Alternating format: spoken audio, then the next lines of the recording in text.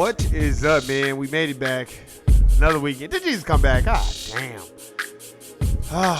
Well, we'll try again another weekend. Shout out to everybody out there at the Core Plantation. Handling business, doing what they need to do to survive. Roll call. Shout out to everybody in Vegas. Vegas is starting to cool down now. It's getting high as a motherfucker. So shout out to everybody out there in Las Vegas. All my family, siblings, everybody going to work, handling business. Shout out to that. Shout out to my homegirl, Shandi, Philly in the building. Shout out to the homegirl, Erica, Florida, a.k.a. Florida in the building. Shout out to my brother, James Youngblood in Texas. The mic drop. Go support that brother. That brother got some. I'm about to start stealing some of his ideas, man, as far as how he be interviewing and interacting with the people, man. I like that. I like that, man. You can always learn. Don't ever think you can't learn from people, because you can. And I like the way he interacted. There's a thing on Instagram where they're celebrating and giving out awards for people that do things in the neighborhood, like in your community, not neighborhood, but community. And I just like the way he was interacting with that one sister. It just was a very dope vibe, and he was giving her props. And shout out to my brother James Youngblood, man. That's my OG. Shout out to my brother David from No Compromise. Joja's definitely in the building. I see Joja. Look, they trying to blame everybody now because Stacey Abrams ain't the government. No, nigga, we's not voting for the Mammy Pine Sol lady. So no. So shout out to my brother Dave from No Compromise. Shout out to the homegirl Melina from North Carolina, a.k.a. North Kakalaka. And last but not least, shout out to the homegirl Jerica in Vegas as well. That's my peoples right there, man. She be having some very interesting things to say. I would love to interview her, man. Oh, man, because she is a sister that she's not smiling. She ain't going to smile with you. She ain't faking phony either.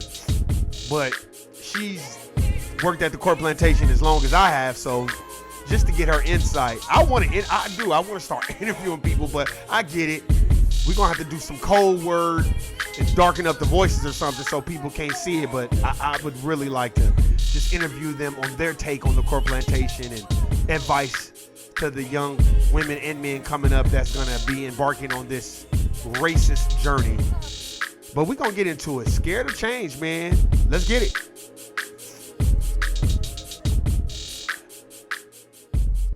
Man, I was reading this thing. I seen this thing about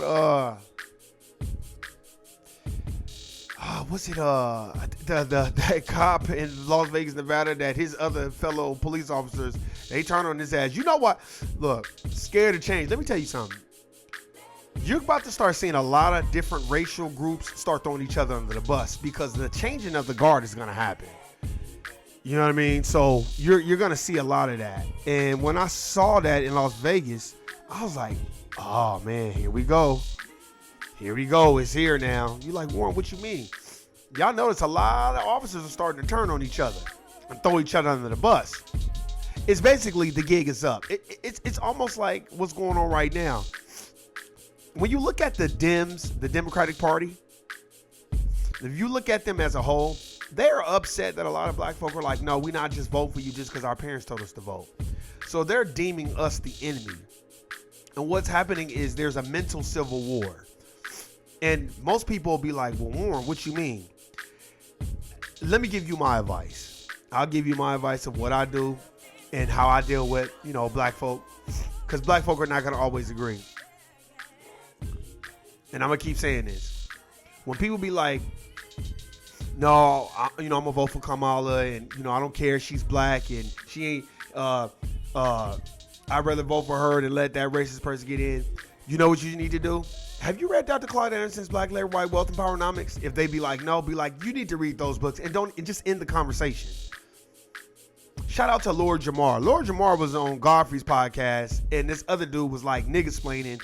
Another brother was like nigga-splaining for Kamala Harris. And Lord Jamar, Godbody, 5% Nation. Yes, offshoot of the Nation of Islam. Godbody, which they believe. I do believe that, what their belief system as far as 85% of the world is deaf, dumb, and blind. 10% of the people in this world know the true knowledge, but choose not to share it. And then there's 5% that are the poor righteous teachers that know the knowledge and share it. And I really believe the 5%ers are part of that community. I just do. Because he was breaking it down. He was like, I don't care. She made it about black. Nobody told her to talk about cooking greens in the tub. And he just started breaking down a lot of stuff. He's like, she don't never answer no questions. She's always, you know, what did I just say? The alligator roll. I think we came up with that when my mom was alive. Like, no, not the alligator roll, the Vivian Green emotional roller coaster. And he was just breaking her down to a science, and they couldn't answer anything. Even Godfrey was like, man, Lord Jamar got a point. He got a point. He was like, black Americans should be offended by her pretending and cosplaying like she's black, and she's not. He's like, well, she went to HBCU. He was like, so did Rachel Dolezal. He's like, white people go to HBCUs all the time. That doesn't mean anything. That doesn't give you a rite of passage. But black folk are so caught up on imagery, you have to back from them, because a lot of people are just scared of change. I ain't gonna lie, I'm the same way. When you've been working at the corporate plantation for so long, you're so used to it, you get indoctrinated into it, so you don't like the change. But over the years, the corporate plantation will make you adapt to change. The one thing that I got from the corporate plantation, and I use it to this day, facts over feelings. So I don't want to hear your feelings about it. I want to hear the facts.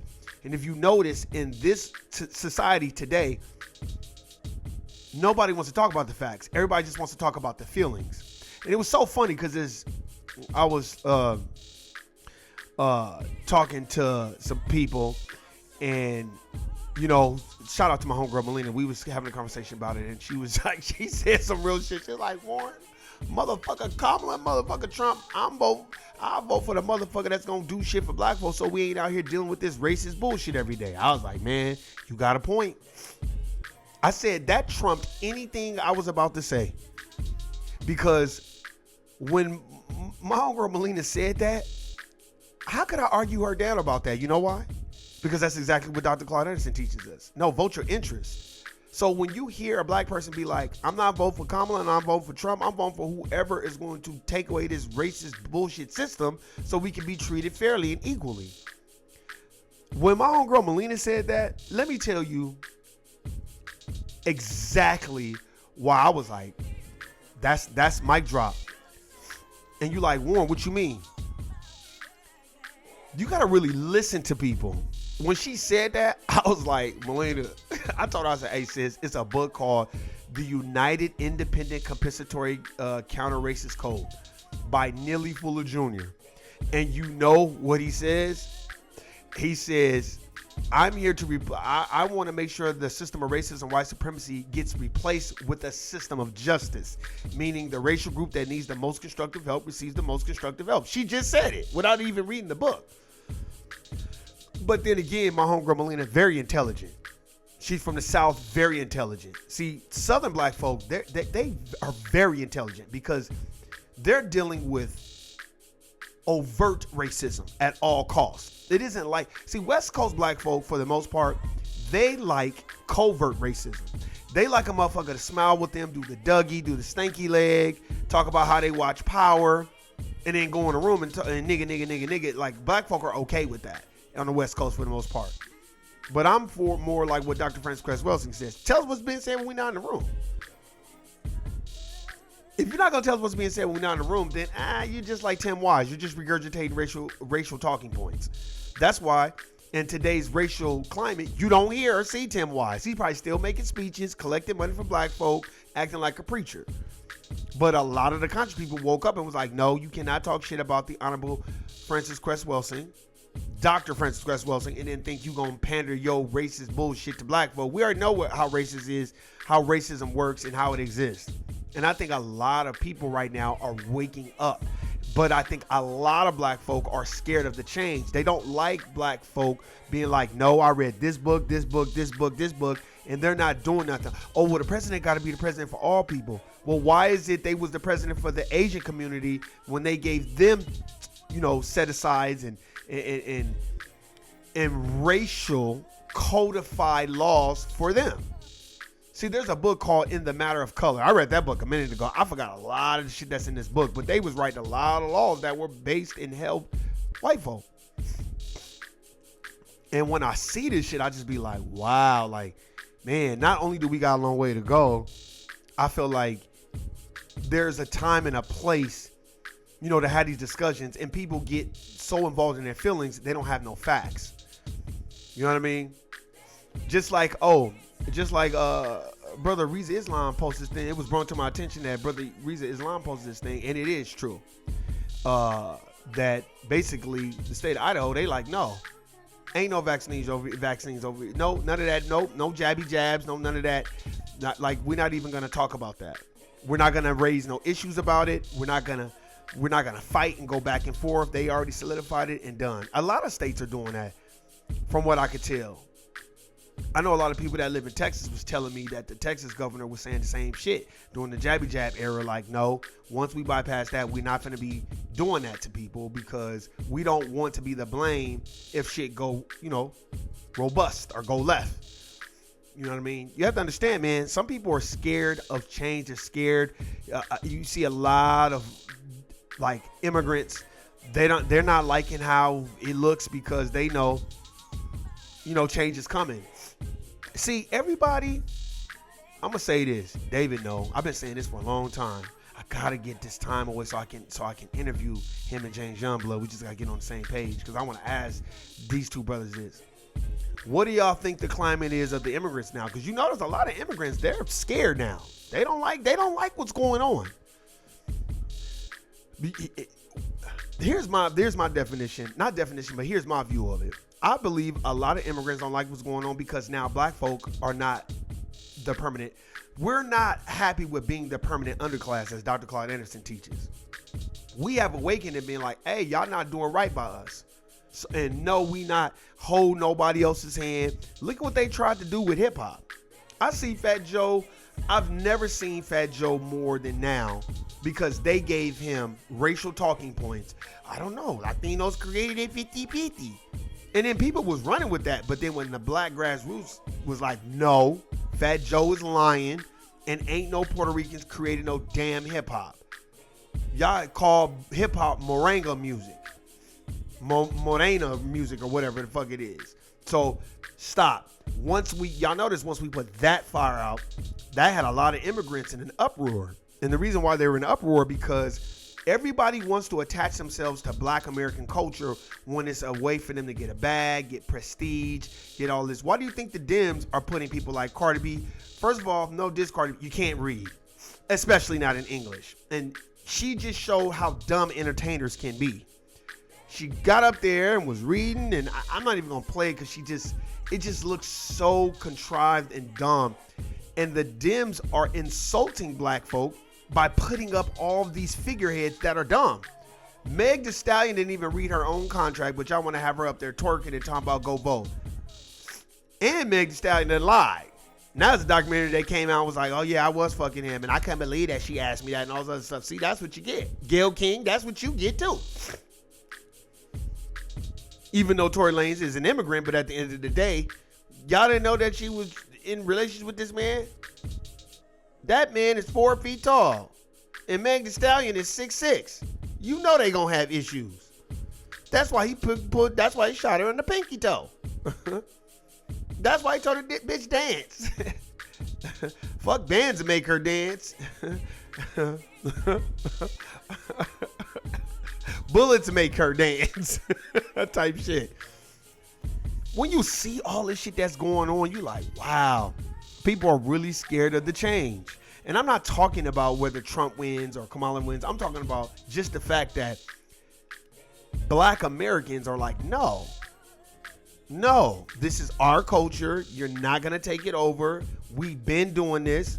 We fight for a lot of people. Now we fight for ourselves, and everybody else, you own your own. That's why you don't hear a lot of Latinos speaking out anymore, because this is no diss. I remember a dude left a comment on my page like, oh man, you sound so racist. I said, hey man, you're more than welcome to come back on the platform and we can talk about the books that you've read versus the books that I've read, and then we can go back and forth in a very respectful way. Never came back to the channel. And I'm going to stand on what I said. A lot of immigrants and Latinos and different immigrants and Africans, they don't even know their own culture.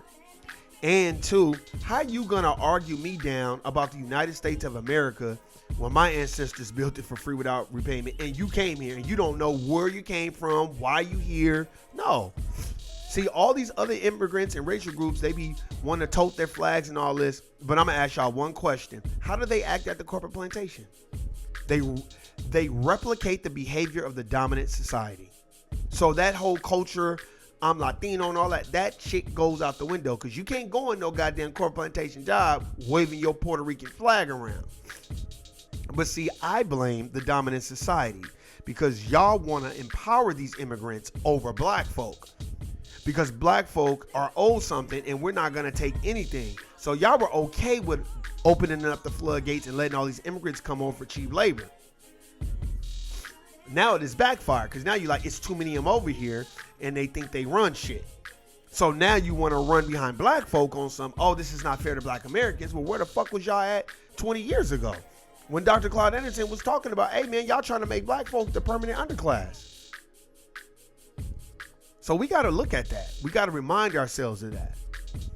You know, I really encourage it. I'll tell any of my family members, look, man, go travel, go to these different states. Don't stay on these Western states and just let these immigrants take over. Like, nah, go to a place where you can compete. And I know it's expensive to move, and I know all that. And I'm not saying that. I'm just saying, like, when you go to these other states, I remember my homeboy Capone, R.I.P. to Cat. He passed away the same 2015, same time my mom passed away. And I used to work with him at a part-time job. And I remember he was working like 2 or 3 jobs. He had a degree, if I'm not mistaken. I think Capone had a degree. I would call him Cap. This is before the no cap shit. This was in 2012, y'all. I want y'all to really listen. So I remember in 2012, he went to Dakota when they was working on those pipelines, them oil pipelines. And he called me. We used to work at Veterans Memorial Leisure Center in Las Vegas, Nevada, by in between Sig Rogich Middle School and Palo Verde High School, for all my Las Vegas people. My sisters and siblings, they know. So check this out. I'm at work one day, part-time job. They like, Warren, there's somebody on the phone for you. And I was like, who? And they was like, they told me not to tell you it was somebody on the phone at the front desk. And I'm like, why ain't nobody call my phone? So I was like, hey, hello, this Warren. My nigga, what's up, Warren G? It's Cap. I'm like, Cap, man, what's happening? Where you at? Because I knew he said he was going to go out there, but I didn't know when. He was like, nigga, I'm out here in Dakota. I forgot it. Either he was North Dakota or South Dakota. I was like, what you doing? He's like, I'm working on these pipelines. And I said, yeah, what the fuck you doing way out there? And he was like, man, nigga, I'm just out here, man. I'm making bread. This is, and remember that time when Trump was financing a lot of those pipelines. And remember those Native Americans was trying to protest? They turned the water on those motherfuckers. Like, we don't give a fuck about y'all protesting. Because it's cold in North and South Dakota. They turned the water on their asses. It was like, well, we just gonna turn the water on y'all. Remember they went on the Breakfast Club and was all this other shit years later. So look, my boy Cap was like, Warren G, man, like, I know you love Vegas, but I know you have been talking about how hot it is in Vegas and you was kind of over the heat. This was 2012. And I'm like, yeah, why? He's like, my nigga, you might want to take a trip out here. And I was like, what? This is a true story. This is on my mom. I'll never forget this shit. And I was like, what you mean? He was like, Warren G, man, it's some good opportunities for black folk out here. And I was like, what you mean? He was like, just the jobs and you don't have to compete with everybody else. He was saying that in 2012. He was like, because Vegas, man, they changing that shit, man. And he was like, no diss to, the immigrants and everybody that's out there in Vegas, man, but they giving them niggas all the jobs. He's like, if we not working at the city, if we can't get a full-time job at the city, we got to take all these other bullshit jobs, but we reporting to immigrants for the most part, right? And I was like, I know, man. He's like, can your job transfer at the time? And I was like, yeah, I could, but. And I remember he was like, I know, Warren G, you got your crib and shit, man, so you would probably have to sell it or something, but man, Warren G, man, you got to come out here. It's beautiful. It's quiet. He was like, yeah, of course, it's racism everywhere you go, but it's just more opportunity. And I said, why you keep saying it? He's like, cuz it's not a lot of black people out here like that, and they're going to give the opportunity for the black people, because, they be getting set aside and shit for giving black people jobs. He said this shit. He was like, them motherfuckers be getting them tax breaks, you know what I'm saying, for hiring so many niggas. And I was like, damn, you think so? And he was like, yeah. And I remember this white lady at my corporate plantation told me the same shit about the job I was working at. So I was like, damn. I was like, man, Cat, man, I can't do it. I don't really got the bread for it. You know, that defeatist mentality. And he was just like, Warren G, man, I'm telling you, just think about it. This was in 2012, and one of my cousins moved out there, and she liked it. I was like, God damn. And of course, you know what I'm saying? I seen it by traveling. I remember when I went to Denver. When I went to Denver, I noticed it was more dominant society and more like, you had your racial immigrants, but it was more dominant society in control of the work, situation. And I was like, that made me think of him. Of course, he passed away in 2015, but I never forgot what he told me. He's like, man, because he ended up coming back. He ended up coming back to Vegas. When he came back, we had one more conversation because we had to referee some flag football games. And he told me, he's like, Warren G, man, I'm thinking about moving. He's like, it's just my family here and they don't want to move. He's like, but I'm just trying to work my ass off so I get a house for my mom's. And I was like, I feel you. He was like, but man, he's like, Warren, it wasn't no comp out there like that. Like, you can get the job out there. He was like, yeah, it's racist like that, but it ain't like what we fucking dealing with in Vegas or in Cali. And now years later, it's 2020. Remember, that was 2012. It's 2024. And I know the California racism and the Vegas racism is ridiculous. Like, you're going to be reporting to an immigrant is going to be telling you what to do. That shit is crazy. And you like, well, Warren, what is, it's all racist. Not really. You might as well just deal with the dominant society, not even deal with immigrants, because immigrants are worse than the dominant society in terms of they are trying to solidify themselves in this racist system and keep us as a permanent underclass. So if they can treat us fucked up on the jobs, if they can do things and go out of their way to keep us behind the line, they get their little feather in their cap and pat on the head by the dominant society. Now, there's some dominant society that I worked with that were in positions of real power that was like, I don't like shit like that. But they weren't smiley. Notice when you deal with a lot of them dominant society people that ain't smiley, it almost kind of benefits you because they may not like you, but if you can do that job, they'll fuck with you. Versus the smiley dominant society motherfuckers, those are the ones you really got to look out for. So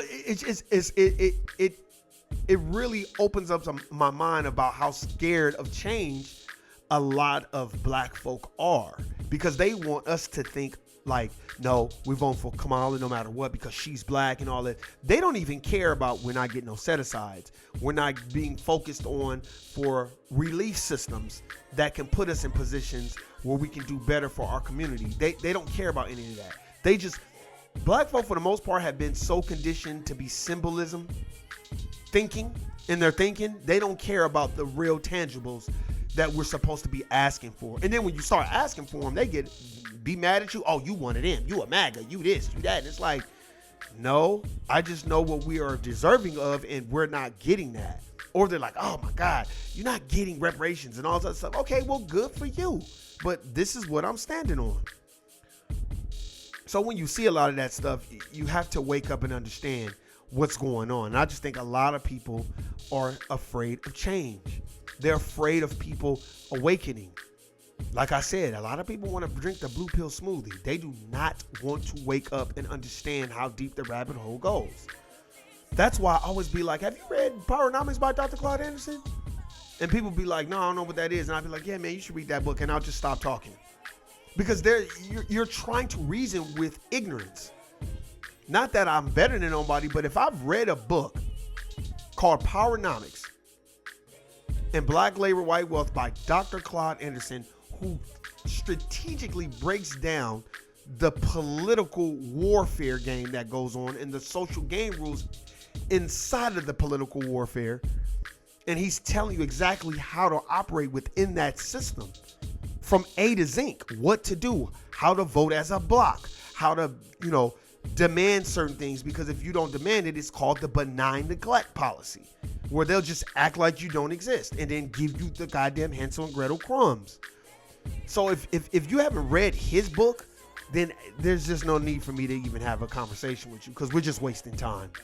And it's called the four wall effect, where everybody just gets together and starts arguing and complaining. I got that from Neely Fuller Jr., and that's true. And what we're witnessing right now, this is just my opinion. I'm not an expert on Neely Fuller Jr.'s book, but I feel like what we're experiencing right now is racial showcasing confusion. Let's uplift Obama. Let's bring his ass back out there. Let's shame black folk for not voting for Kamala or whatever the fuck her name is. And then what we'll do is we'll bring out Sambo black people that'll speak on Kamala's behalf and then try to separate us from the rest of everybody else. Like, oh, they're the dumb ones because they don't want to embrace Kamala Harris. Like Jamal Bryant, nigga, worry about your situation and what you got going on. Stop getting on TV or podcasts and trying to condemn black folk for not voting for Kamala. You got your own shit to be worried about. Don't worry about what the fuck we over here doing, and stop hiding behind religion to, in my personal opinion, you're hiding behind religion so you can frame this narrative that black folk are not voting for Kamala because we don't want to see a woman in office. No, we're not voting for Kamala because she's cosplaying as a black person and she says she's not going to do anything for black people. No, that's why we're not voting. And I'm tired of all these preachers and all these other people interjecting like they know about. No, nigga, you know the Bible, so you think you know the Bible, but you don't know politics. Somebody just propping you up and telling you to say this so you can keep getting set aside. See, a lot of these people that they're putting out there for a reason because those people want set asides. It's almost like when you work at the corporate plantation, but the dominant society treats you different from all the other niggas. And instead of you taking advantage of that in a good way and making sure your other niggas are being, if they're not being treated fairly, you making sure you giving them a little bit set asides, you taking all the set asides for yourself, you know, like on some Hayward Shepherd type shit, and just letting other niggas drown. That's what a lot of black folk do. I've seen it done. I've seen black people get in positions of fictitious power, and then they act like they don't know the rest of the niggas. And then they call it just playing the game. So, like I said, scared of change is real. Man, go do the research for yourself. Enjoy your day. And I'm out. Guilty, nigga. Peace.